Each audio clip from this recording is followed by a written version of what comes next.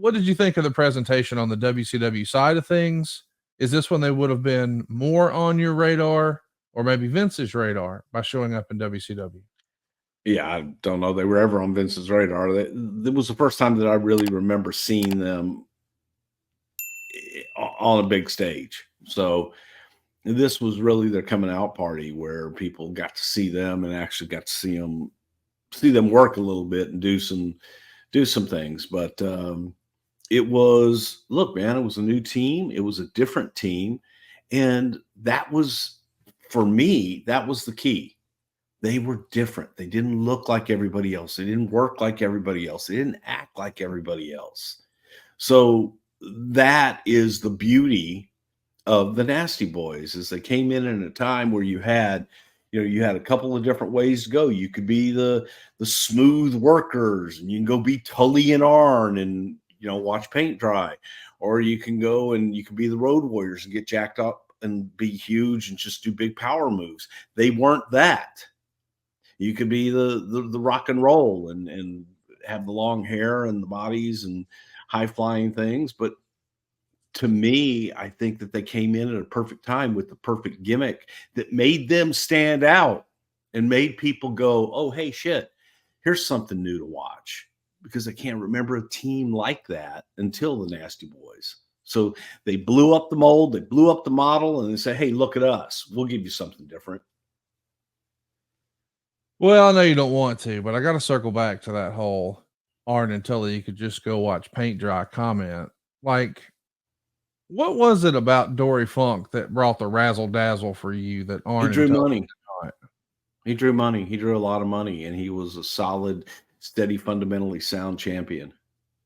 He drew money, or the belt drew money? No, he drew money. Okay. He drew money. He was very innovative in his finishes, and all of his matches were very different. He would work around his opponent and do their matches and make them look good. Tremendous. And you don't think Arn and Tully did that? I think that Tully was an excellent wrestler. I think that Arn was an excellent wrestler. I think that when they got together as a tag team, that they became very bland. They were part of the Horsemen, and when the Horsemen had all the individual titles, I thought that was cool, because you had guys that had individual programs. Arn could stand on his own. Tully could stand on his own. I think that when Tully and Arn were together as a tag team, that they were out there to get beat. And I just was never big fan of them working wise in the ring individually. And I think that they were a great tag team. I thought they were boring at times. Is that just because they didn't have an over the top gimmick like a Demolition or something like that? And that was sort of what was called for in the WWF at the time?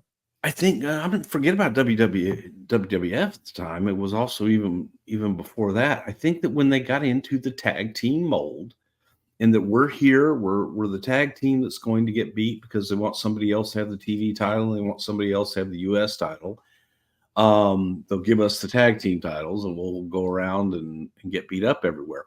I just thought that I was just watching something the other day with both of them individually, with Tully as the United States champion. I was like, God, Tully could go.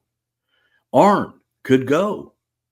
And I just liked that. I liked them singularly. I didn't like them collectively.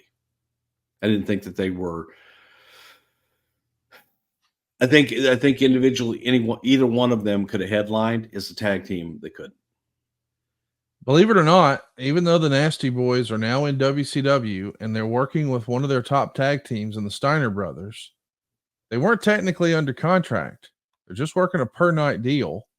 But they were reportedly offered $156,000 each, of course.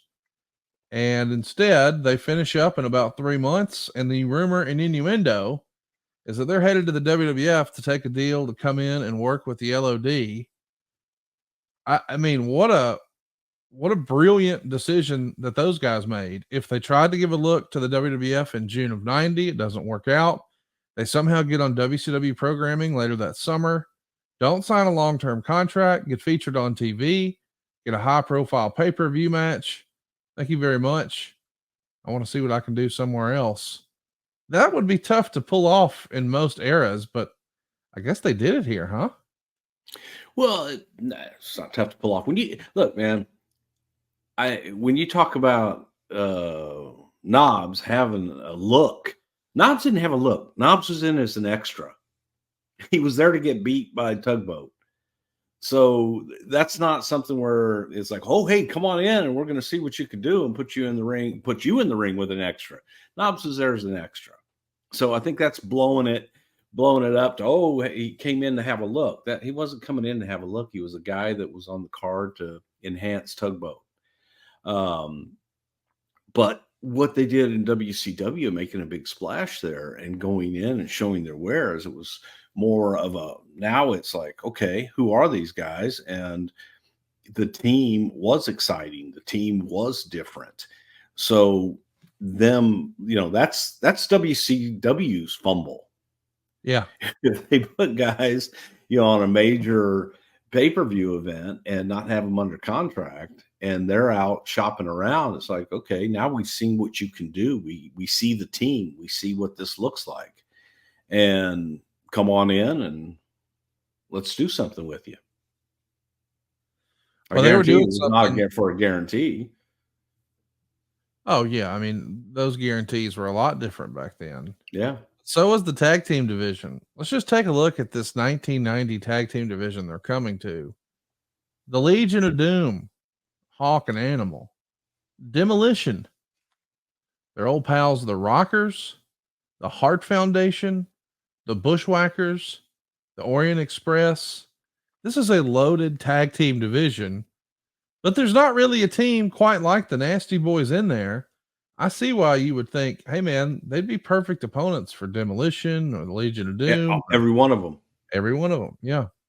Yeah, that's the beauty of it. They were different enough in that you didn't have, oh, well, man, they're too much like the Orient Express, or they're too much like the Bushwhackers, or too much like them. They were different than every one of them. And I think that they paired up excellently with every single tag team on the roster.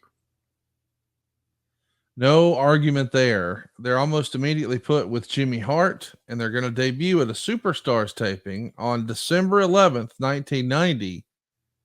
Talk about timing. Timing's everything here. Let's remind everybody, the pay-per-view we just plugged for WCW was Halloween Havoc. That was in October. So here we are 5 or 6 weeks later. They're debuting on Superstars. This was the A show for the company back then. And with a top manager, Jimmy Hart. What was your first impression meeting these guys once they were the Nasty Boys here? Great guys. Just fun-loving party guys that came in and were determined. The thing about them is they wanted it. They came in and it wasn't just like, okay, hey, here we are. All right, now just what they wanted it, man. They wanted to be the top guys. They wanted to make noise. They wanted to be different and stand out in a crowded division.